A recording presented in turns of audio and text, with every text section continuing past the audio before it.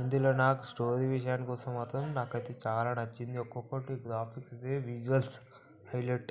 ఇప్పుడు మీరు చూస్తున్నదిగా ఒక గన్నె ఇట్లా ఎలా ఎత్తుతున్నాడో నాకైతే అంటే నాకు తెలిసి అతనికి పవర్స్ వస్తాయన్నమాట. పవర్స్ వల్ల ఒక్కొక్కడిని అందరినీ చంపుకుంటూ అంటే న్యాయం ఎవరి దిక్కుంటే వాళ్ళ దిక్కే పోరాటం చేస్తాడేమో అన్నంత ఇది అనిపిస్తుంది నాకు.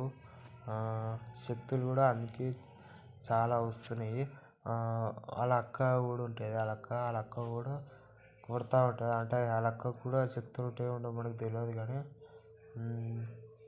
ఈయనకైతే శక్తులు ఉంటాయి. హనుమాన్ పవర్ అన్న వస్తుంది. ఇప్పుడు విలన్స్ వస్తుందిగా విలన్స్ కూడా పవర్ఫుల్ కోసమే వాళ్ళు చూసేది. పవర్స్ కోసమే ఇట్లా వెతుకుతూ ఉంటారు.